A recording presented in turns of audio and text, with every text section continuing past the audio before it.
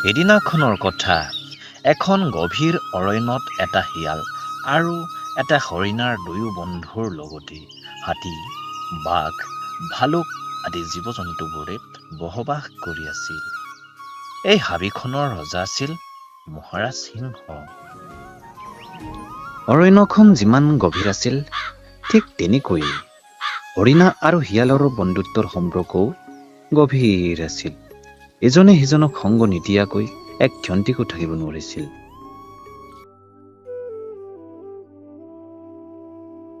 কোমল ঘাকিনি খাই ইমান মজা লাগিছে আজি মই পেট ভৰাই খাম শিয়াল সখীৰ মাতটো যেন লাগিছে দেখোন শিয়াল সখী দেখোন হকি তুমিও যে আৰু মই এফালে গোটেই হাবিখন বিচাৰি চলাত কৰিলো তুমি আকৌ ইয়াত ঘাগে আছা সকলোকে সোধাত কোনেও দেখা নাই বুলি কৈছে মোৰ ভয় লাগিলে নহয় হকি নহয় সখী বহুত দিন হ'ল নহয় কোমল ঘাঁহ নোখোৱা সেইকাৰণে ভাবিলো এই আমজোপাৰ কাষে কাষে কোমল ঘাঁহ পাই তাকেই ভাবিলৈ আহিলো হকি আজিকালি দিনবোৰ একদমেই বেয়া গতিকে মোক নোসোধাকৈ কলেকো নাযাবা বুজিছানে হকি মোৰ ভুল হ'ল সখী মোক ক্ষমা কৰি দিব মই আৰু এনে ভুল কেতিয়াও নকৰো দুয়ো বন্ধুৱে যিকোনো সমস্যাক সহজ সৰলভাৱে বুজাবুজিৰে সমাধান কৰিবলৈ চেষ্টা কৰিছিল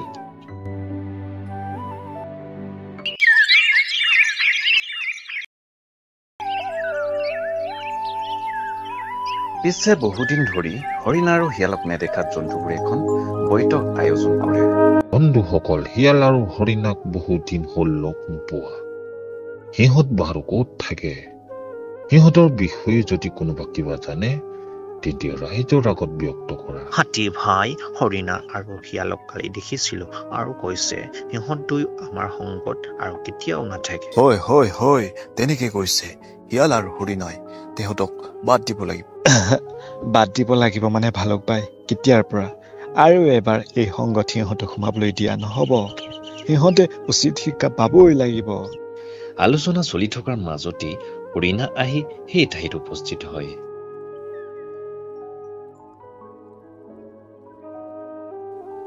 ভালুক আৰু গাধ তহঁতক কেতিয়া ক'লো আমি ৰাইজৰ লগত নাথাকো বুলি কিয় মিছাকে কৈছা ৰাইজ নহলে কোনোবা জীয়াই থাকিব পাৰে নে তুমি ইয়াৰ পৰা যা আৰু হৰিণাবনী ৰাইজে সিদ্ধান্ত কৰা হ'ল তহঁতক আৰু আমাৰ সংগত থাকিবলৈ দিয়া নহয়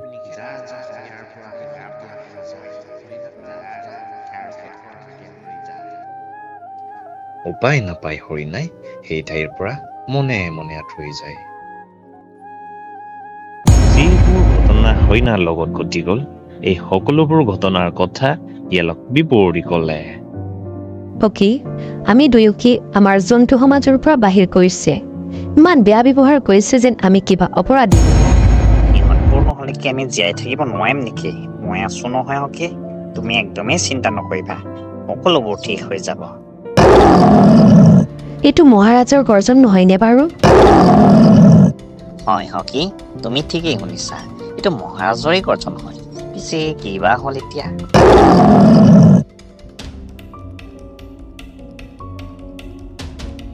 অহা কায়ো ৰবাচোন বাৰু অকণমান কিবা ক'ব লাগে যদি সোনকালে কোৱা মোৰ সময় নাই এফালে যে লৰ মাৰি আছে তাকে সুধিবলৈ আকৌ বিতংকে ক'ব পৰা নাই পলাচোন বাৰু কি খবৰ পায় সকলোৱে পলা তেন্তে সকলোৱে খবৰটো লৈ আহো বলা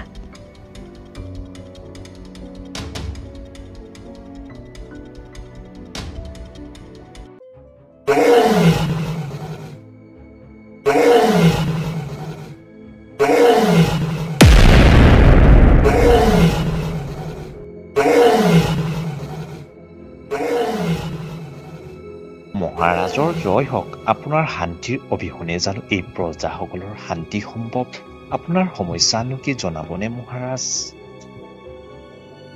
ডাঙৰ সমস্যা এই সমস্যা মোকাবিলা কৰাৰ ক্ষমতা হেৰুৱাইছো মই যদি পাৰা মোক সহায় কৰা নহলে মোৰ জীৱন যায় মহাৰাজৰ জয় হওক মহাৰাজ বিজ্ঞলোকে কৈছে যিমানেই ডাঙৰ বেমাৰ নহওক কিয় তাৰ ঔষধ এদিন ওলাবই। মই য'ত চিকাৰ কৰিবলৈ যাওঁ সেই হাবিখনত এটা প্ৰকাণ্ড মোতকে শক্তিশালী এটা সিংহক প্ৰত্যক্ষ কৰিলো। মোৰ মুখৰ আহাৰ কাঢ়ি লোৱাৰ লগতে মোৰ প্ৰাণ লোৱাৰ ধমক দিছে। এতিয়া এই সিংহটোক মাৰিব লাগে। ইমান শক্তিশালী সিংহটোক আমি কেনেকৈ মাৰিম? আপুনি নিজেই মাৰিব নোৱাৰে। আমাক মাৰিবলৈ কৈছে যে মহাৰাজ। যদি সি সহায় কৰিবলৈ ইচ্ছা নাছিল আহি চাকিলেই গুচি যোৱা। ইয়াৰ পৰা তহঁতি মোক কাৰো সহায় নালাগে। মহাৰাজকে জয় হওক। মহাৰাজৰ আজ্ঞা পালন কৰিবৰ বাবে মই সদায় সাজু। মহাৰাজৰ শান্তিৰ কাৰণে মই এই সিংহটোক মাৰিবলৈ একদমেই ভয় নকৰো। মহাৰাজ আপুনি আশীৰ্বাদ কৰক যাতে মই এই সিংহটোক মাৰিব পাৰো। চব এনে কামনা কৰা নাছিলো তোমালোকৰ পৰা। ইয়ালে কি বেয়াটো কলে ন? তহঁতি যে ইমান ৰং পাইছা। ইফালে এই সিংহটো উপদ্ৰৱ, ইয়াত তহঁতি মোৰ মাথা কাব আহিছা। ইয়ালে এই সিংহটোক মাৰিব পাৰক নোৱাৰক, মই হলে তহঁতক এটা এটাকৈ মাৰি খাম। পিছদিনাখন শিয়াল আৰু হৰিণাই এই সিংহটোক মাৰিবৰ বাবে এটা ভাল বুদ্ধি উলিয়াই আৰু সময় নষ্ট নকৰি লগে লগে দুয়ো বন্ধুৱে সিংহই থকা সেই ঠাইৰ অভিমুখে আগবাঢ়িব ধৰে।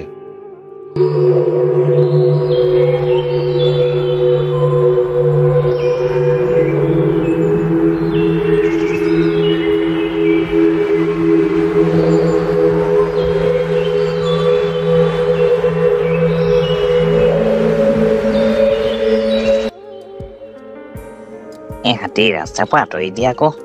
ইয়াত কি কৰি আছানো?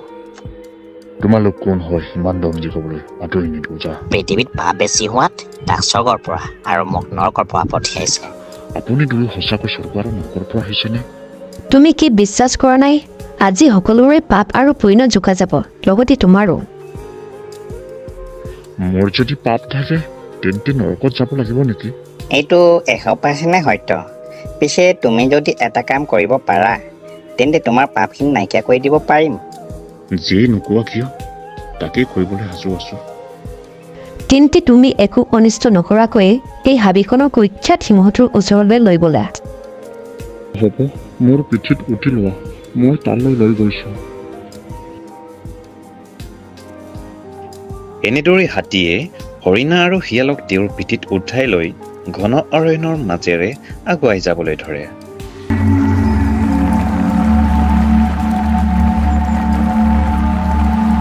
কিছুদূৰ যোৱাৰ পিছত সিহঁতে গন্তব্যস্থানত উপনীত হয়।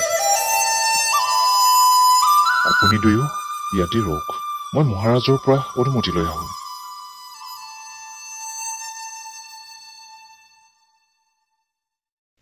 প্ৰাণ হেৰুৱাৰ ভয় লাগিছে সখী, বলা কৰি যাওঁ। ৰ'ব পৰা নাই। ভয় নকৰিবা সখী, মোৰ ওপৰত বিশ্বাস ৰাখা। আমি যি উদ্দেশ্যত আহিছো এই উদ্দেশ্য পূৰণ কৰিয়ে ঘূৰি যাম। মহাৰাজৰ জয় হওক। অতিথিৰ মিলনৰ ইচ্ছাক স্বীকাৰ কৰক।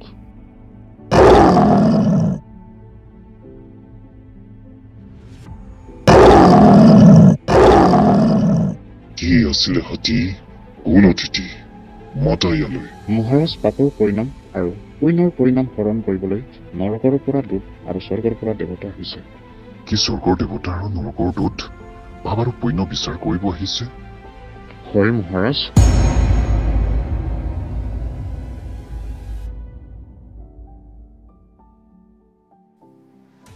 আপুনি দুয়ো ভালে কুশলি আহিছেনে? বাটত কিবা অসুবিধা হোৱা নাইতো? অনুগ্ৰহ কৰি আসন গ্ৰহণ কৰক। ইয়াত আমি বহিবলৈ অহা নাই, তোমাৰ পাপৰ হিচাপ দিবলৈহে আহিছো। তুমি জীৱ জন্তুবিলাকৰ ওপৰত যি অত্যাচাৰ চলাই আহিছা, যি উৎপীড়ন চলাই আহিছা, তাৰ পৰিণাম আজিয়ে ভুগিব লাগিব। যি পাপৰ পৰিণাম আজিয়ে ভুগিব লাগিব? হয়, তুমি আজিয়ে পাপৰ পৰিণাম ভুগিবা। তোমাৰ নিচিনা অভদ্ৰ সিংহক এই পৃথিৱীত ৰাখিলে কোনো জীৱ হৈ শান্তিৰে জীয়াই থাকিব নোৱাৰিব। গতিকে ভাবিছো তোমাক আজিয়ে নৰকলৈ পঠিয়াম। মোক ক্ষমা কৰক, সেই আৰু মই কাকো অত্যাচাৰ নকৰো। সকলোকে সমান চকুৰে চাম। মোক নৰকলৈ নিনিব, পাৰিলে স্বৰ্গলৈ নিয়ক। তুমি স্বৰ্গত কেনেকৈ ঠাই পাবা? তুমি নৰকলৈহে যাব লাগিব, তোমাৰ স্থান তাতহে। উপস্থিত বুদ্ধিত প্ৰবল শিয়ালে কিবা এটা চিন্তা কৰি কব, পিছে এতিয়াও স্বৰ্গলৈ যোৱাৰ ৰাস্তা এটা বাকী আছে, কিন্তু আজিয়ে যাব লাগিব, কাইলৈ হলে নহব। এতিয়াও স্বৰ্গলৈ যোৱাৰ ৰাস্তা এটা বাকী আছে, কিন্তু কেনেকৈ? যেনে কৰ্ম তেনে ফল। তথাপিও আজি তোমাক আন্তৰিকতা ফালৰ পৰা স্বৰ্গলৈ পঠাম, চিন্তা নকৰিবা। যেনেকে কম তেনেকে কৰিব লাগিব। যি কয় তাকেই কৰিবলৈ সাজু আছো। এনেকৈ স্বৰ্গৰ লালসাত কৌখ্যাত হিং হৈ শিয়াল আৰু হৰিণাৰ জালত ভালকৈ পচে। সোনকালে ব'লা, নহ'লে স্বৰ্গৰ দুৱাৰ বন্ধ হ'ব। কথামতেই কাম।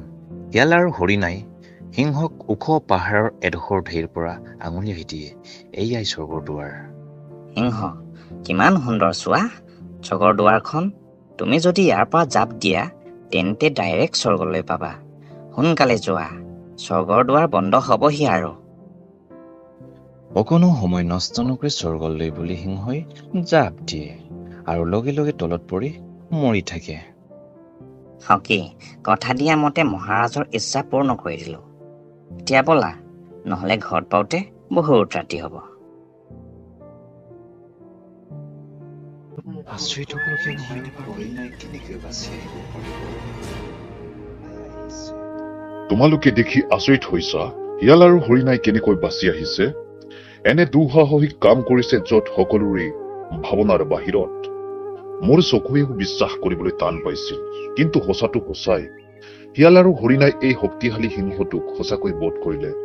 শৰীৰেৰে যুদ্ধ কৰি নহয়, মনৰ বুদ্ধিৰে। গতিকে মই ইয়াৰ পৰাই ঘোষণা কৰিছো, মোৰ এই বিশাল হাবিখনৰ আধা শিয়াল আৰু হৰিণাই শাসন কৰিব। মোক যেনেকৈ তোমালোকে সন্মান কৰা, ঠিক তেনেকৈ শিয়াল আৰু হৰিণাক সন্মান কৰিব লাগিব, নহলে আইনমতে দণ্ডনীয়। আচল বন্ধুৱে যে যিকোনো সমস্যাত কোনেও কাকো নেৰে, এনে কথা শিয়াল আৰু হৰিণাৰ পৰা স্পষ্টকৈ পাব পাৰি।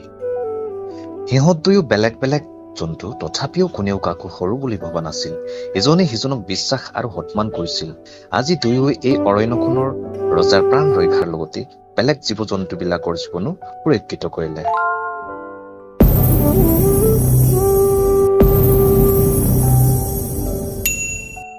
Thanks for watching this video.